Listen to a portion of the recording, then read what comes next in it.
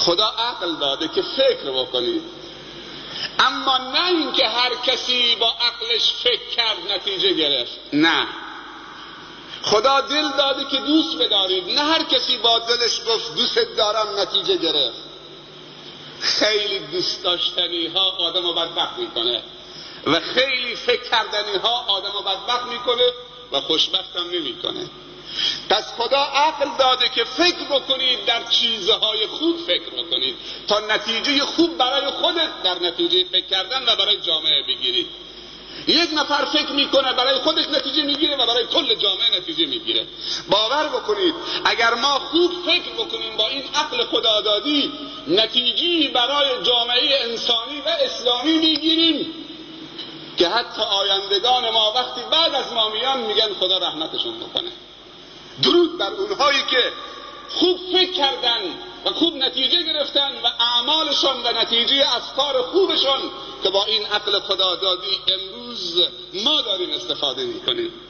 مگر این کتابهایی که در کتابخانه های دنیا وجود دارد و سرمایه های ملی هر جامعه هست، نتیجه چیه؟ نتیجه که دیگران قبل از ما بودن با عقلشون خوب فکر کردن، کتاب نوشتن.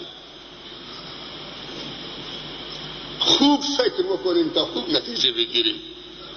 از مکافات عمل غافل نشو، گندم از گندم بروید جوز جو.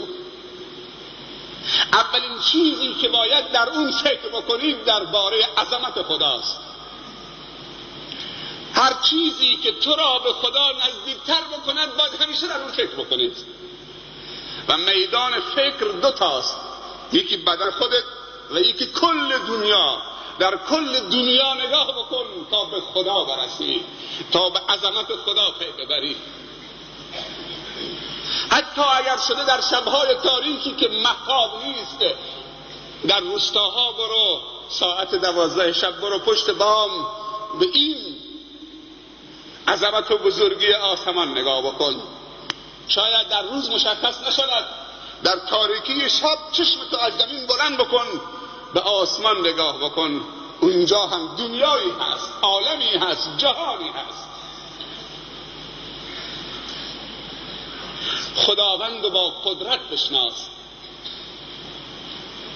پس با عقل باید فکر بکنیم و خوب فکر بکنیم، چیزی که ما را به خدا برساند و روز به روز بزرگی خدا را در نتیجه فکر کردن در دل ما تقویت بکند و در ذهن ما و فکر ما باید همیشه اون فکر داشته باشیم.